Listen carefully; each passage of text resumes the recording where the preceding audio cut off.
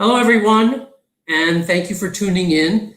Welcome to the start of an exciting new ongoing series entitled Talking Dance, sponsored by the Steps Beyond Foundation and Steps on Broadway.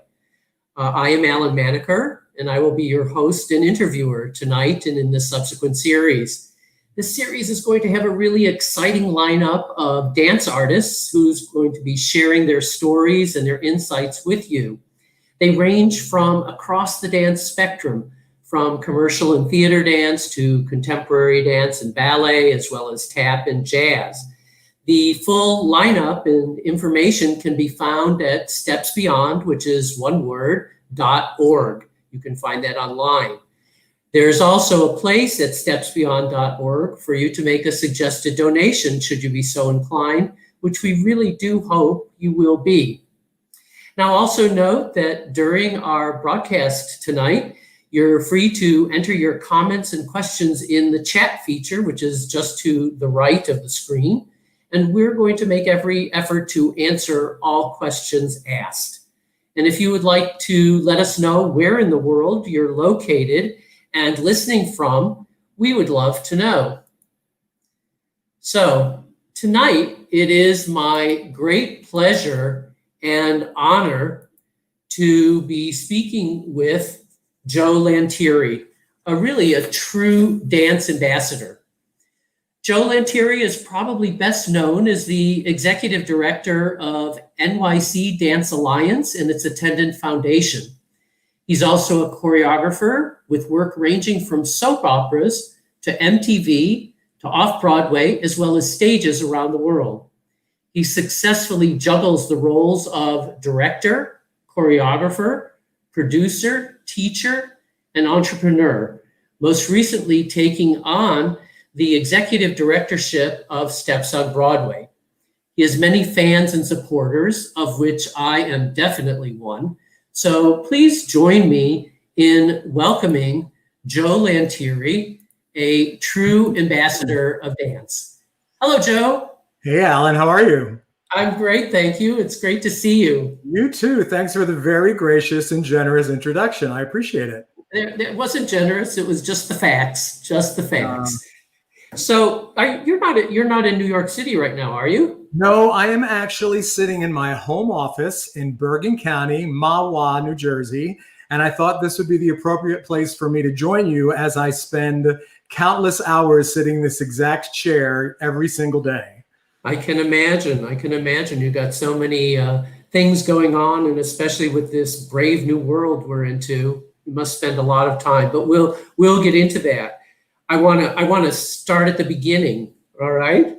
So because I don't even know where were you born? Where did you grow up? I actually grew up in a tiny town in Pennsylvania, about 20 minutes south of Philadelphia in Delaware County, called Wallingford, Pennsylvania. I think Wallingford has one stoplight, a post office, a grocery store, and a train station, and that is about it. Wow. Yeah. So, but then when did you start training in dance and in theater?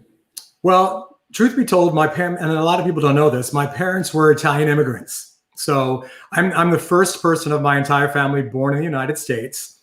And so there wasn't truly a lot of understanding and or support for where my interests lied, to be perfectly honest, as a kid. I knew nothing about local dance studios. I just had none of that in my background whatsoever. My first interest might have been probably some grade school show that somebody put together, or I was the first to raise my hand and want to read in third grade or something silly like that. But it wasn't really until high school that I started doing some of the theatrical productions. By my senior year, I did the musical and decided that this was what I was going to do. And when you did the musical, you were singer, dancer, actor, or triple threat? I was actually the lead. I mean, I really went to school. My training was to be in theater. So dance came completely secondarily. It really came as more of a natural affinity. I could pick up steps. I could naturally sing. To be honest, I got my first professional job with almost no training. It's not a proud thing to say, but it was a very different time, especially for guys, right? When there weren't as many guys. So I was hired by a dinner theater in Delaware. Got my first paycheck doing the role of Lucky in Dames at Sea. And that was it was the summer before I went to college. And that's when it kind of clicked that this is what I wanted to do. So I actually went to the University of Southern California, which at the time had a great theater department, did not have a dance department as it does now, with the great Jody Gates, leading that. So I was there as a theater major, but I was living in Los Angeles, and as a result, started taking some dance classes just because I knew I needed to. And it just came from there. It all progressed. It was none of it was in the plans. So you took the dance classes at USC? No, there were dance classes at the time, but they were being offered through the PE department. I had incredible movement teachers while living in Los Angeles. There was a married couple named Jackie and Bill Landrum, who were much more modern, contemporary, very technically based. So they weren't teaching us dance per se, but we had a technique class every single day. So we were really getting to know our bodies. And it's really where I learned the beginnings of true dance technique, where I really learned everything really that gets you started. But the fact that I lived in Los Angeles allowed me to take the professional classes in town. So I would venture out in the evening, 7, 8 o'clock, and take the evening classes at the time. It was called Dupre Dance Academy, which is no longer there. Roland Dupre, who was very famous at the time.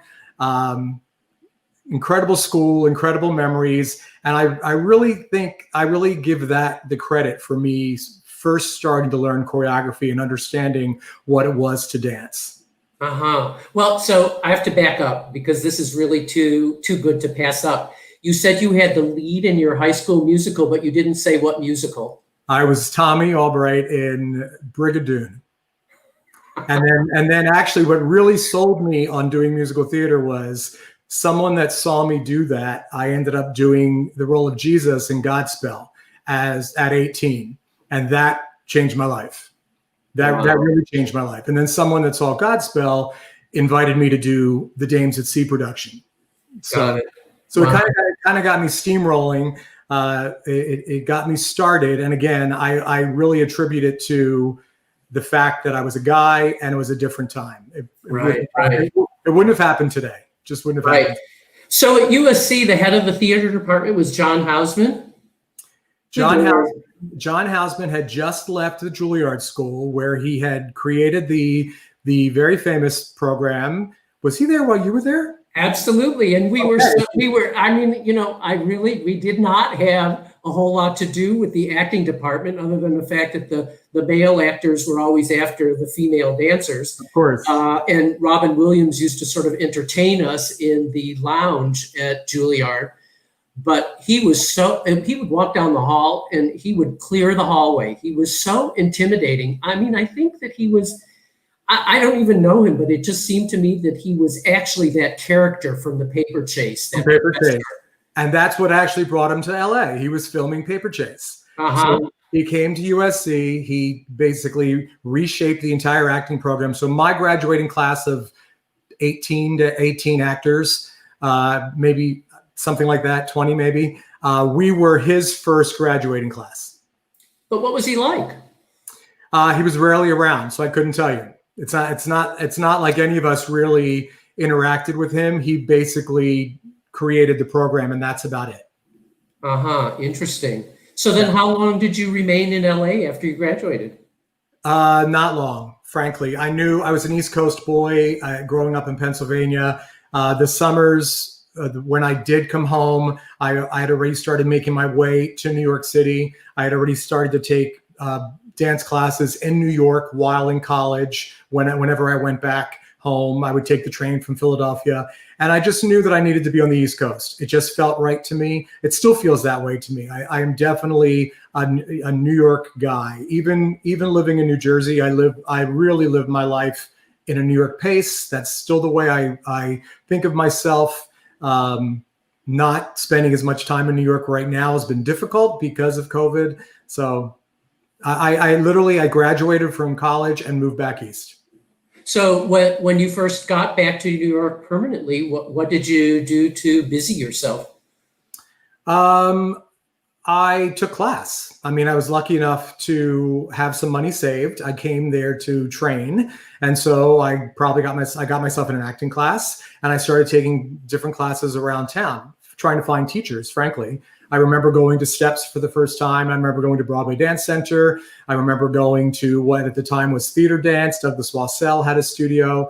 I tried, of course, the Phil Blacks and the Luigi's and all those types of things. I will say, coming from Los Angeles, which did give me an introduction to the commercial jazz world, but having my teachers that I had at USC, Jackie and Bill Landrum, who were very much really rooted in technique, I have always found myself straddling the line between that Los Angeles dancer and that New York dancer. And even today, as a teacher and as the executive director of New York City Dance Alliance, I often get misunderstood, where people assume that I believe people should come to New York to pursue their career, which is not true at all. I'm a firm believer you need to go where your passion and your life is going to take you. In fact, I use the words, you must go find your stage.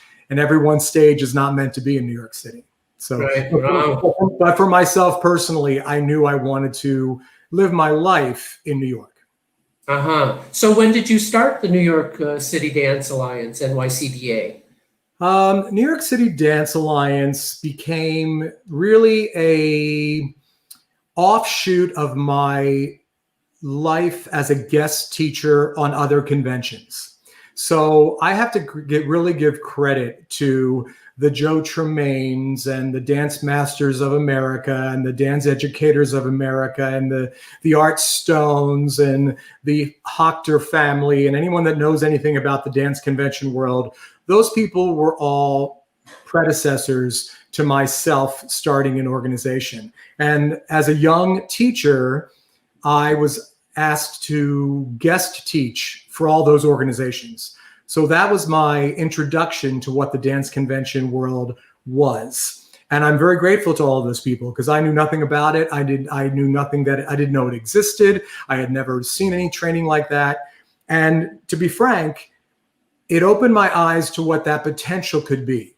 So as much as I thought they were all doing a great job at really inspiring young talent, I still felt there was a piece missing. And that's what really convinced me that there was a place for the New York City Dance Alliance. I didn't want to just be another dance convention. There wasn't the need for another dance convention, which is ironic because now there are hundreds more than there were at that time. There were not nearly as many at the time. But I already didn't feel there needed to be more. But I think there was a place for what we had to offer. But what were you doing differently? So what I think really continues to distinguish us, we aren't there strictly to give a good experience for the 2-day weekend that we host the event.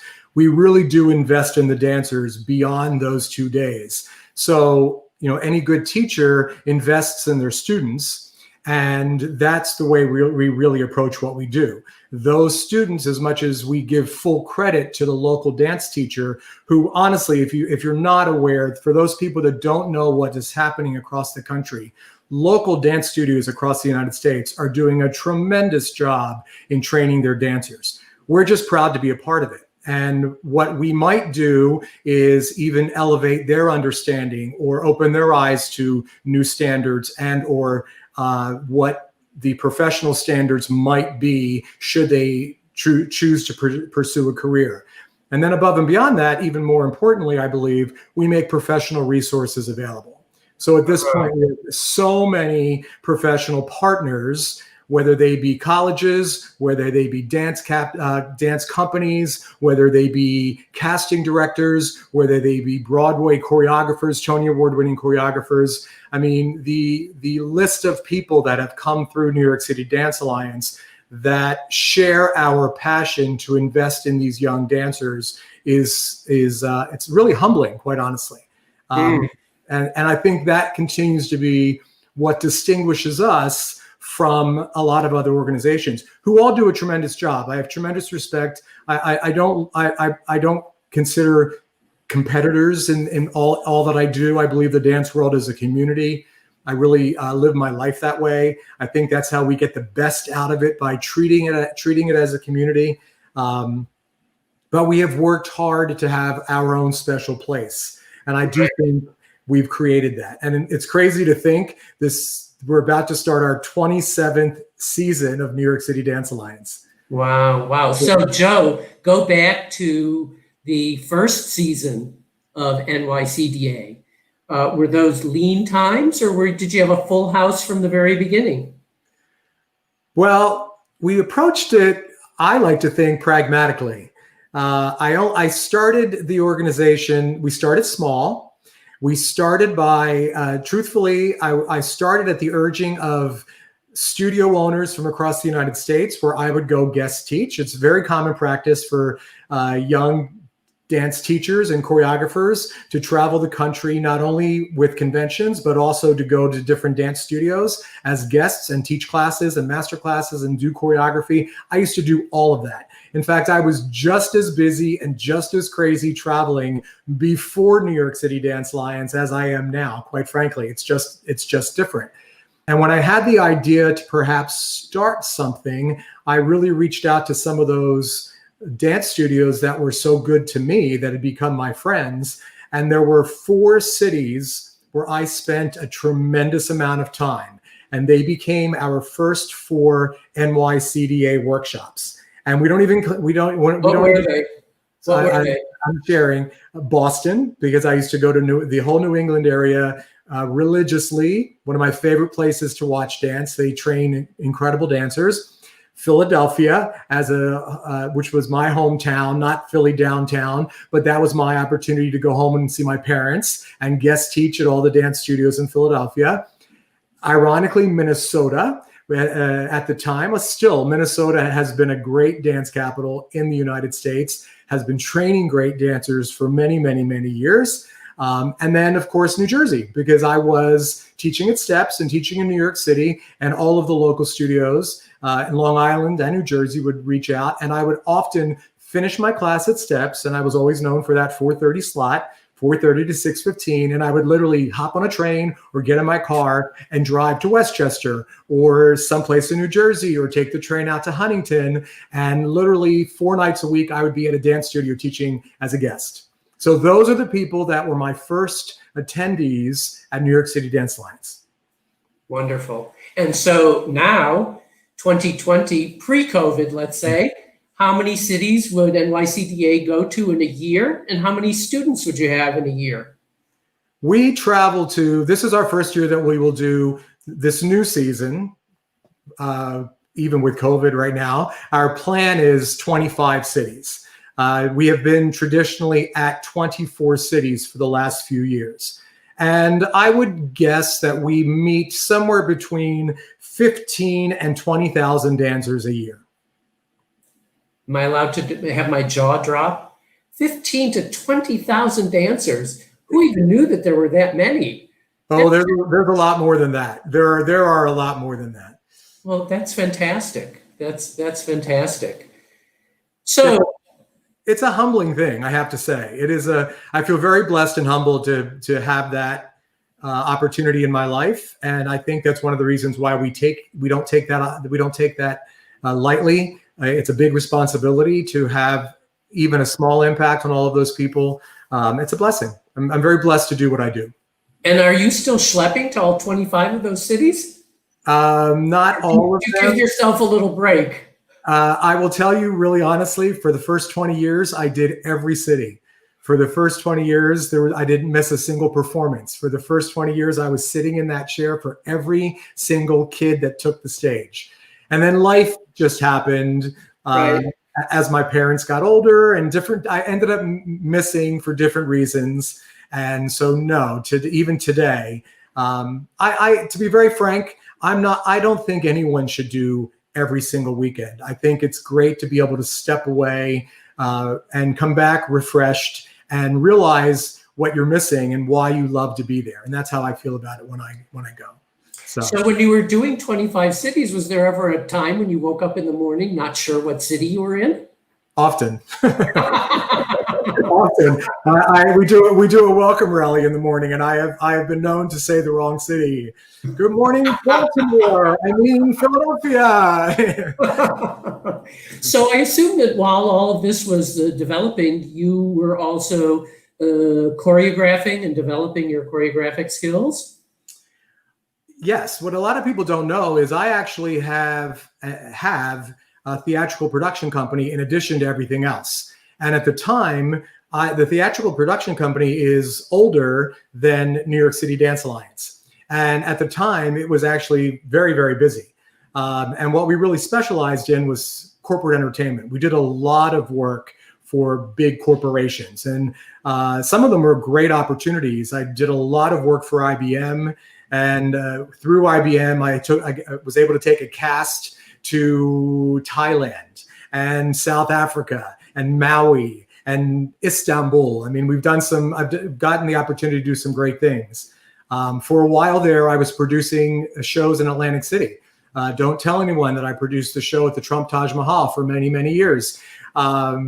And I loved it because it gave me an opportunity to wear all those hats. I produced it, I directed it. They, of course, were the executive producers, but they came up with a concept, and it was on me to produce the event and pull together the dancers and direct it and script it and all of it. So I have a great passion in all of that. And it's one of the reasons why, even with Dance Alliance and our foundation, we continue to do special events, because I really have a love of doing that. But that started to take a back seat as Dance Alliance got bigger, quite honestly. And part of that was because I realized that I really feel that I'm meant to do New York City Dance Alliance. I feel, not that I wasn't meant to do the others, but there's more of a calling.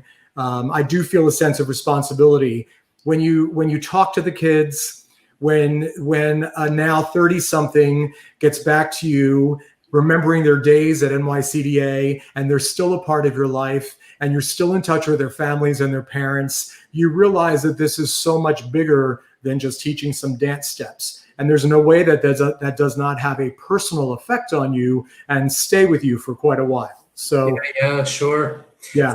For those in the audience that might not realize, these corporate dance productions are extremely high quality. In my day, it was always the Milliken show. And I was never in one, but I managed to squeeze into a couple of those performances, through various connections through the back door. And they were astonishing, the quality of the dancers and the choreographers. So I just need everybody to understand just what we're talking about, It's what was great for me, and it was actually a precursor to NYCDA, but it speaks to that same mindset, was that I was able to hire many dancers from my class. So I was able to hire all of my peers that were in between Broadway shows. I hired as I was teaching at Juilliard at the time, so I hired many of my Juilliard students. It was their first time doing musical theater. For many of the ladies, it was their first time putting on character shoes. All of our shows were always song and dance. So for many of them, it was their first time being mic'd or having to do that. And so it was exciting. It was really great to know that I was opening that door for so many talented people. And frankly, their talent is what kept the production company thriving, because I was surrounded by so many talented people. They all made me look great. Frankly, they made me look really great, as dancers do. Dancers make choreographers and directors and producers look really great. And I think that has to be remembered by all the wonderful creatives who also obviously are involved. But there is a collaboration there. There is a team that contributes to that success. Yeah. But so it said in your bio that you also choreographed soap operas. Like what? Yes, I did an episode, and it's because the girl, one of the actresses on the soap opera. I think it was As the World Turns. This is a while back. You're testing my memory now. This was a while back. She used to take my class pretty regularly. And that was the beauty of Steps, especially back then, because nowadays, let's face it, you can find anything on the internet. So if you want to find a teacher, you want to find a choreographer, anything in the world, you can go to the internet and find it.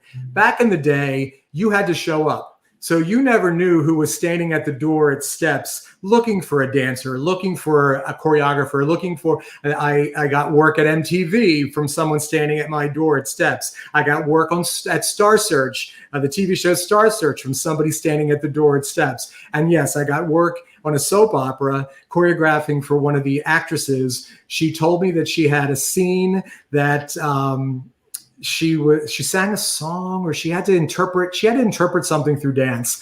I had no idea what I was getting myself into. It was one of those day jobs. I went in on set for the day. I had a car. The car picked me up at 6 o'clock in the morning, swept me off to a sound stage. We spent the whole day on the sound stage, and she literally was in a barn doing this quasi lyrical sort of jazz. And as she was dancing, picking up this straw, and it was almost a little surreal, but it was great. It was a great opportunity.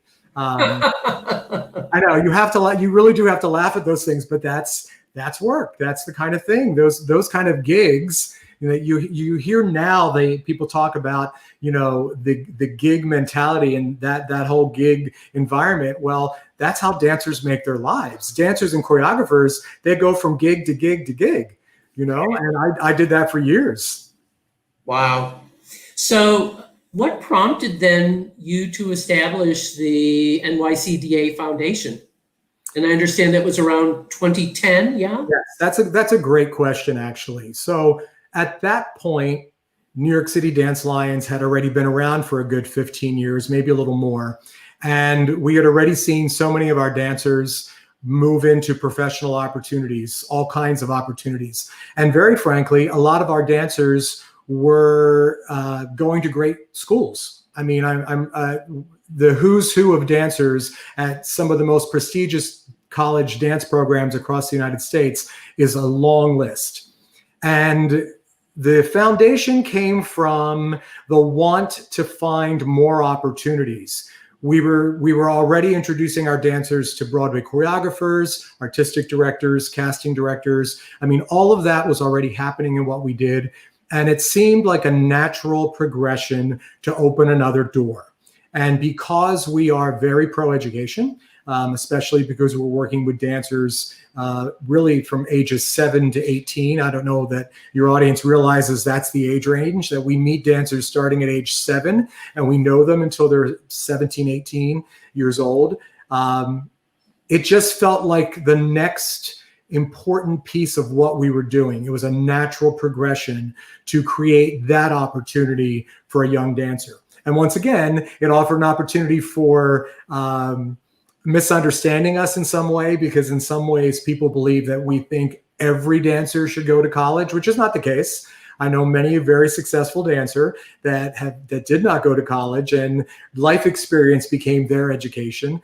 But I do believe that for most dancers that I meet, the 4 years of a professional training program and 4 years of a structured environment would really benefit them before they decide to pursue their careers. So hence the foundation came to be, and slowly we raised some funds, and we were able to contribute to people's college tuition, and we attracted colleges that were interested in coming to recruit our dancers. So our foundation works twofold, whether you're coming for money directly from our foundation, which we are happy to invest that money in a talented young dancer, or you're coming to be recruited by a prestigious dance program that is interested in having you in their program, and they are also offering truly substantial scholarships. And it's been life-changing. It's been one of the best things I've ever done. Truly. Oh, wonderful. Well, I'm going to share my screen again for a minute, and I'm going to go to this one so that we can just have a look at some of the impressive people that have been so supportive of the foundation. Of course, Mr. Varishnikov, Liza Minnelli, Catherine Zeta-Jones, Ben Vereen, Anne Reinking. That's quite a lineup there, Joe. That's actually really great to see like that. You know, we do these special events spread out, and so to see all of that, thank you for that. Actually, all of these people do truly invest in young talent themselves. I have the utmost respect for everyone that you have on that screen. Once they heard even an inkling of what we were doing with the foundation, and that it truly was about investing in talented teenagers. And as we have built our alumni and they began to realize where some of our dancers were going, I'm very humbled actually that all of those people had no hesitation in joining us for our events. So that was very nice. Thank you for that. How wonderful. Well, listen, I'm here to give the full experience. That's great. That's great. So now I want to talk about the Fred and Adele Astaire Awards, which I know were established in 1982. And I know you were involved with them. And I was trying to figure out exactly the relationship with the current Chita Rivera Awards. So those are two very significant award things that I know that you're involved in, and maybe you can shed some light on them. Sure. So yes, the Astaire Awards, honestly, and this is long before me, really were established years ago, and they were really established directly between a journalist named Douglas Watt and Fred Astaire himself. And it came from that love of dance and that want to recognize dance excellence, because of obviously there are a lot of other great award shows. There are a lot of obviously the Tonys, and now there's a long list of the drama desks and all the different things, but nothing that really was specific to dance. And my understanding is that was the birth of the Astaire Awards. You're mentioning 1982, from what I understand, and I was not involved, but that was when they came back. The daughter of Douglas Watt, Patricia Watt, took over the awards. There was a hiatus for a while, and she was the executive producer of the awards. And sometime, I'm going to guess, I don't even remember, maybe in the 90s, a very good friend of mine was working on the awards. A very good friend of hers was the company manager for the awards, and they were trying to build some committees. So my first involvement with the Astaire Awards was actually on the event committee. And I was asked if I would, they wanted more people that really came with a dance background. There were a lot of event people there, but not people that really had a full dance background at the time. And that's how I began to get involved. Ironically, at the time, I didn't know that Leroy Reams was very involved in the Astaire Awards. And Leroy actually has done a couple of those corporate events for me. Leroy, I have built a couple shows around Leroy as the star with Broadway singer dancers around him. So we knew each other, and that opened that became part of the relationship. Within a couple years, my role at the Astaires changed, and I started directing the show. And that was an honor for me, and I got to meet a lot of really wonderful people, and obviously was grateful for the support from the Broadway community in terms of churning out for the Astaire Awards. And frankly, it's how I met Fred Astaire's daughter, Ava Astaire, which is a great story because to this day, thanks to Patricia Watt, the executive producer, and Ava Astaire, Fred's daughter, we continue, the New York City Dance Alliance Foundation to date continues to award a special Astaire college scholarship. Her foundation makes an annual contribution to our foundation. So I'm grateful for that continued support. And I'm just going to share this anecdotally that she says to this day, because our scholarship is entitled the Adele Astaire Scholarship. She didn't want it to be the Fred Astaire Scholarship, because she will attest that the true talented person, the most talented person in the Astaire family was Fred's sister, Adele, that she was the true talent. But Adele chose not to move to Los Angeles and pursue a Hollywood career. They were dance partners on Broadway, and she chose to remain in New York, and Fred moved to LA, and the rest is history. So wow. She wanted to make sure that her auntie Del, as she called her, was recognized for her talent. So the Astaires went away for a moment. The Cheetahs, honestly, was not a replacement for the Astaires. It is not in timeline, it is, meaning that the Astairs dissolved for a variety of different reasons, and hence there was a need for a dance awards show. And of course, who better than Chita Rivera, really, to lend her name to something like that? And frankly, I was not involved the first year of the Chita Rivera Awards. I chose to step away. Part of that was out of respect for my time at the Astairs, and I felt that I needed to allow that to have its moment. And then after the first year of the Astairs, they actually came, or the Cheetahs, they came to me and said, would I take over? Would I get involved? And of course, I was honored. I mean, there is truly no one more authentic and more invested in young talent than Chita Rivera. She's also been a guest at some of our events. You could have added her picture to that list of celebrities, because she has been so gracious and so giving. And I've had the opportunity to be in Chita's presence for many, many years, different events over time. And I will say, over all of the years, if there are ever young dancers on stage, Chita makes sure to stay and watch. Even at the Cheetahs, we always close with a group of kids. She waits in the wings until the kids perform. She will not miss that performance. And I just think that speaks volumes to someone like a Chita Rivera, who never forgets how she started, never forgets the hard work she put in. And I feel I'm very honored to have that affiliation with the Chita Rivera Awards. Wow, wonderful. Well, thanks for sort of clearing that history up a little bit. So, in 2018, you took on the role of part owner and executive directorship of Steps on Broadway, certainly one of the premier dance studios in New York City, or the world for that matter. And from what you've already said, I can pretty much guess why you were interested in doing it. So I want to spend a minute, because this year, and I'm going to share my screen again, because unfortunately, the dance world learned that it had lost its founding director, Carol Palmgarten. You want to say a few words about Carol? The images right now choke me up a little bit.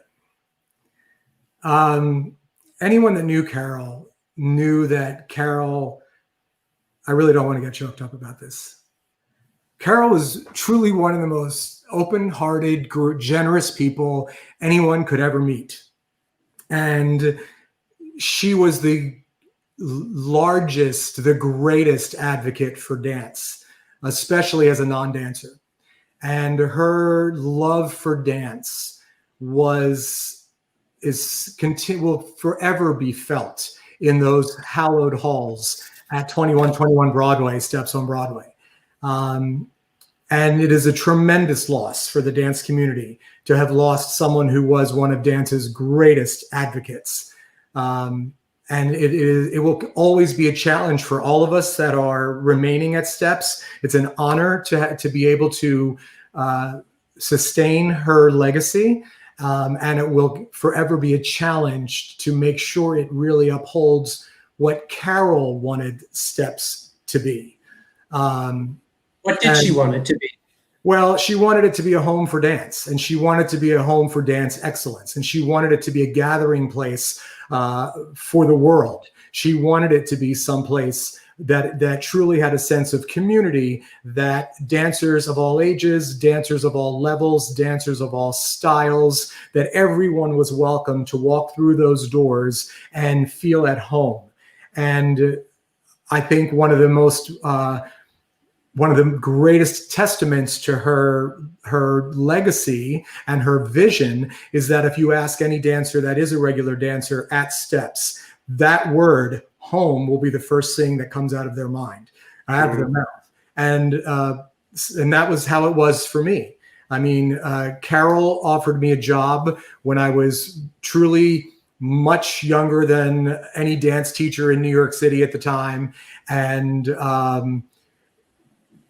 really still finding my way. She really allowed me to make my mistakes on this international platform. There was no internet, so that saved me. So I was allowed to make my mistakes behind closed doors.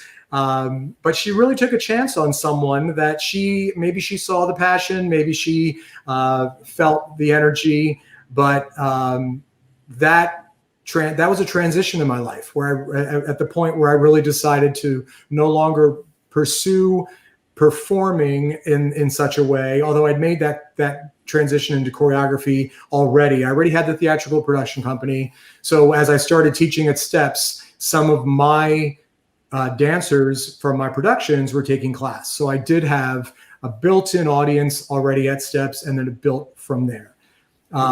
So Steps truly was my home. There was a time where I literally taught 7 days a week at Steps and was happy to do it. I was thrilled and proud and honored to be there and to be surrounded by all that talent and to be considered amongst those wonderful, gifted artists, and was happily there and truly built the platform that took my life in that trajectory at Steps. I owe so much to Steps.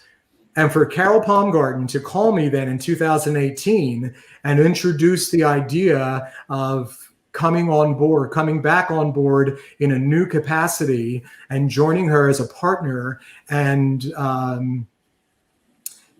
having that honor and responsibility to continue her legacy, it was humbling and exciting all in one breath. And yes, you're right. There is something, the synergy about what I do with New York City Dance Alliance, and that at that point, my passion for investing in dancers had skyrocketed based on everything else that I was doing.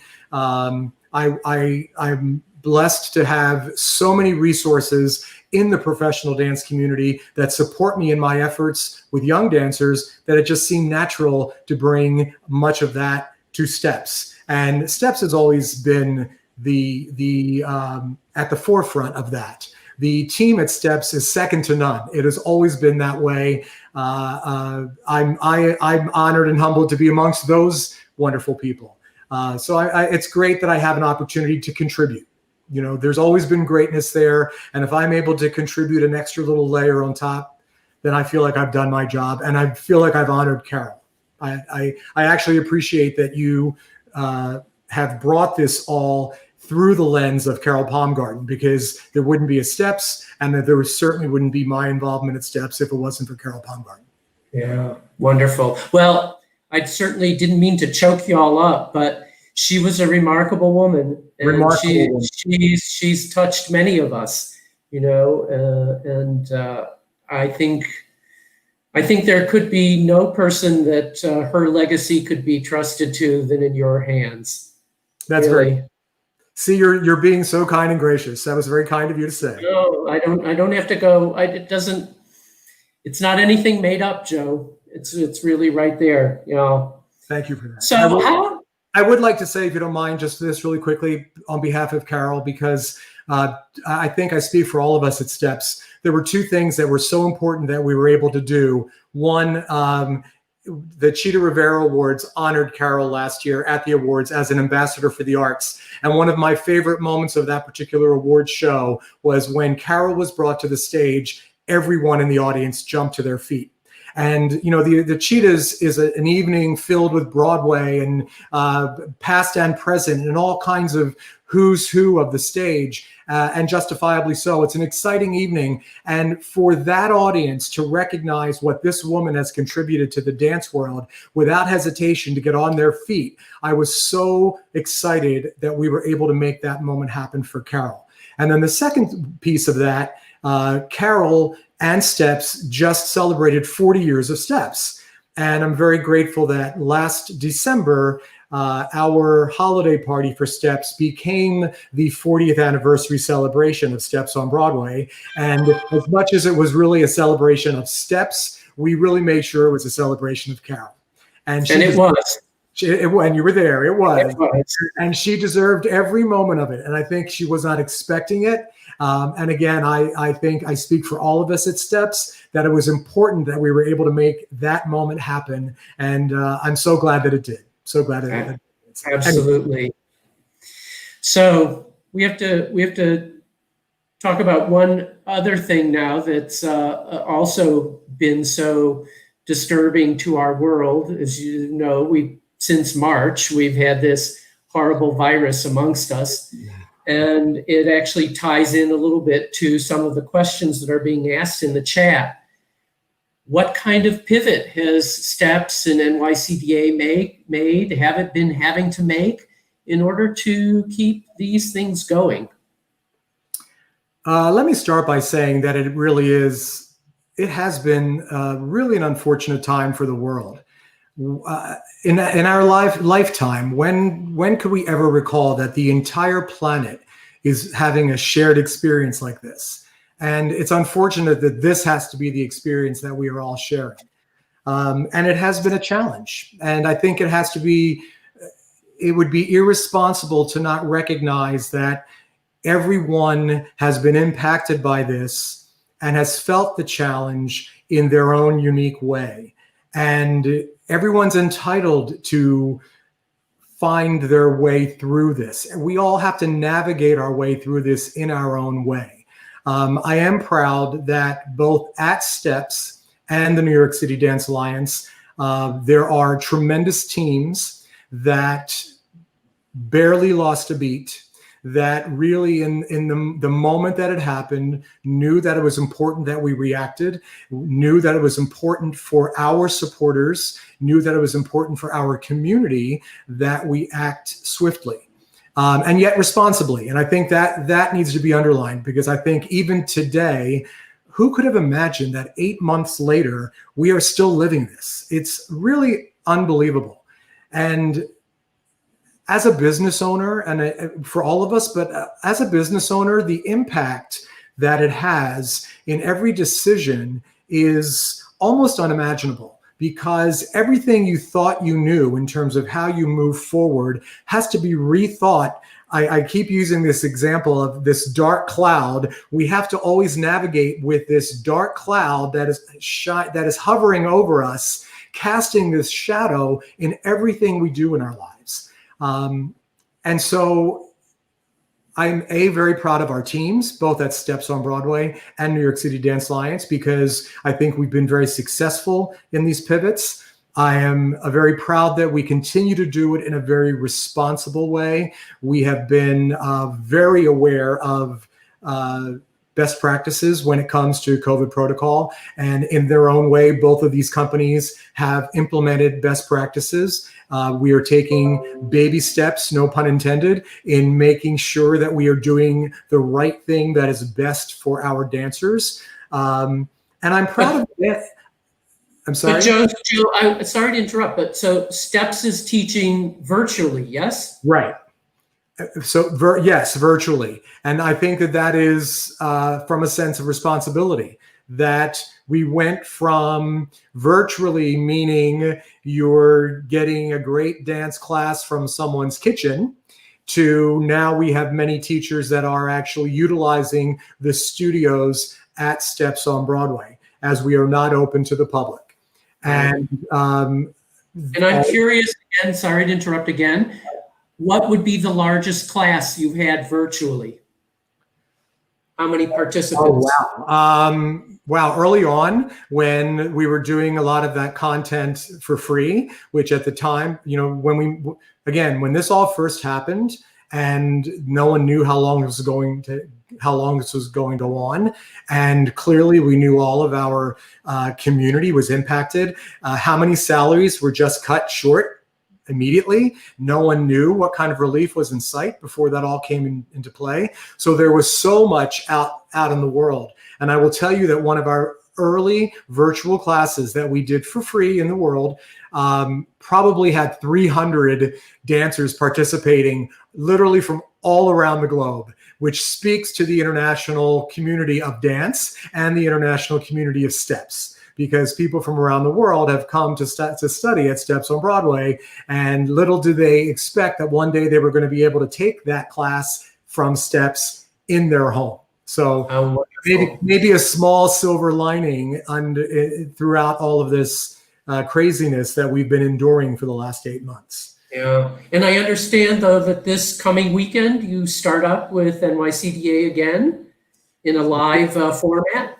We do, with all of the restrictions, with all of the with understanding what each local community mandates for that community, and even with that, with our own strong sense of responsibility for safety for the kids and the parents and our team, for everyone that's attending.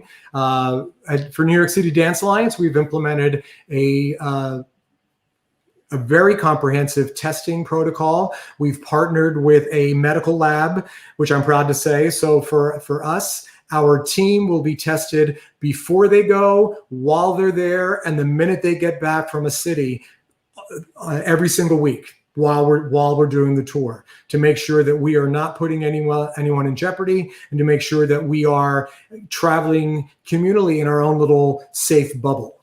So Wonderful.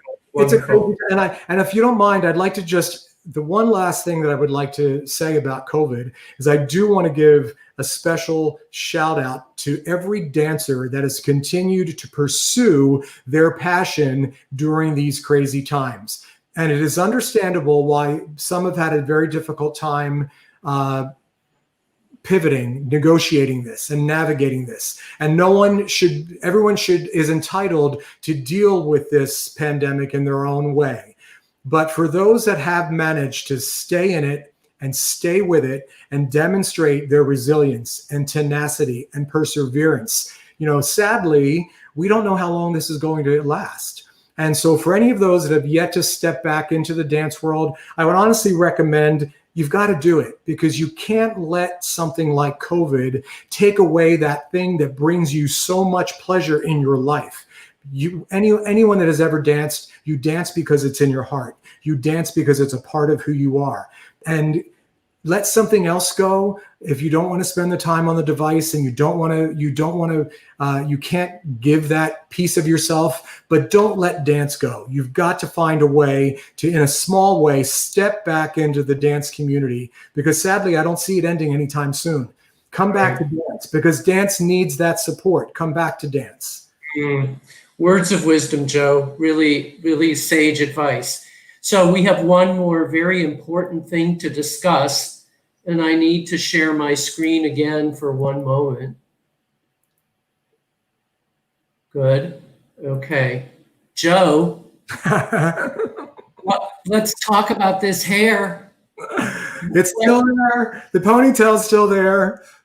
What year are we talking about here? Early 90s. Early 90s. Is that styled, or you did that yourself? No, I did that myself. Is there a product in it? Are you kidding? Of course there's a product in it. Okay. I just had to get that out of the way, because every time I go in steps and I see this picture, I just have to stare at it for a little bit. It's really just remarkable. Can I tell you one of my favorite things to this day, especially with the synergy with NYCDA, or dancers of all ages for that matter? Can I tell you how many people send me a picture of themselves pointing at that picture on the wall, and pointing at that picture? And it just makes me, I have to stand at that picture and say, who is that person? and laugh and smile. But the ponytail's still there. I know you still have the ponytail behind you as well, Alan. You too, right? All right. So Joe, now there's a few questions I want to get to.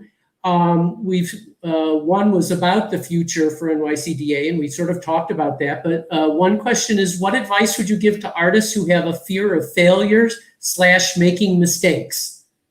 You've got to make mistakes to get ahead, and don't look at it as a mistake. It's free dance class. It's a free way to learn and improve. And I'm a big advocate of being very self-aware, and personally, I'm perhaps a little too self-critical, but I do believe that we have to push our boundaries to succeed. And COVID is the perfect example of that we are all being forced to push outside of our comfort zone. And will we all be successful in making this transition? And have we been successful in every decision we've made along the way? Of course not. but are we going to continue to grow as a result? 100%.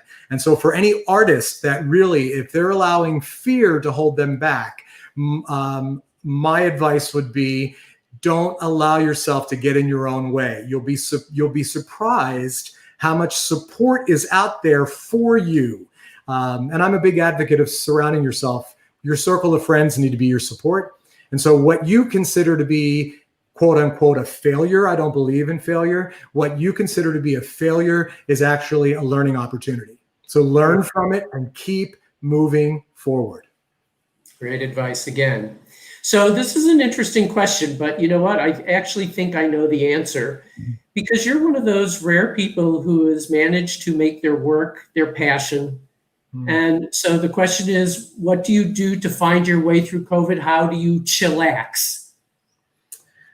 I would be lying if I didn't say that this has been challenging. I won't downplay that, because I think it's been challenging for everyone.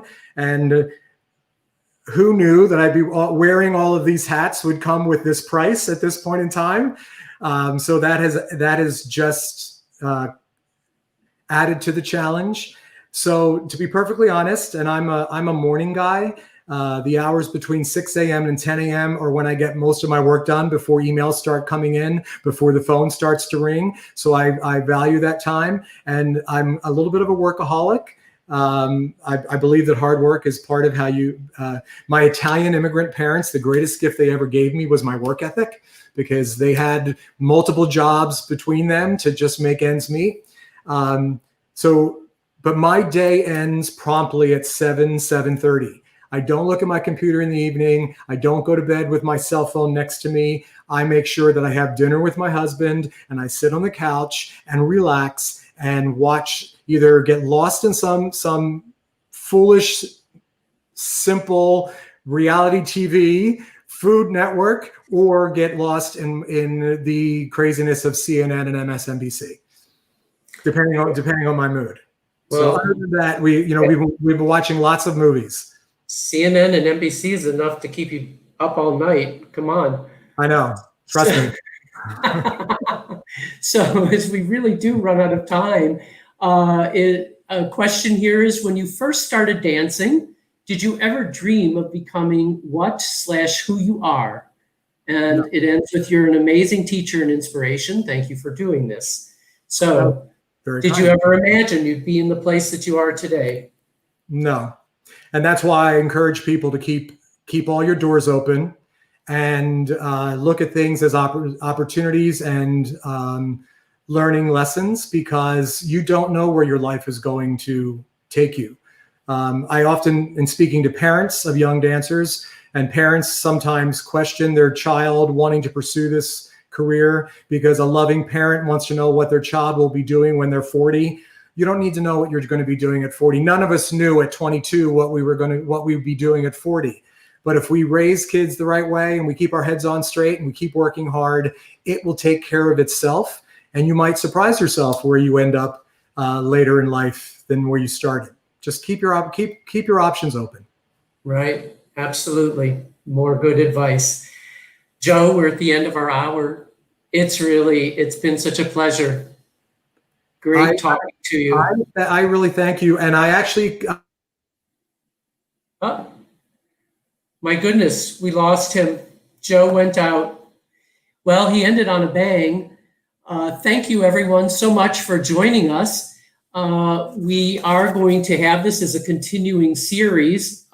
This is the inaugural episode of it.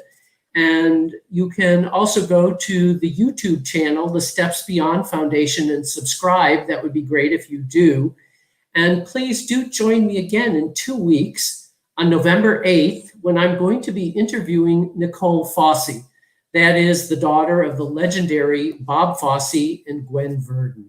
So thank you so much, everyone. Good night, and thank you so much for joining us.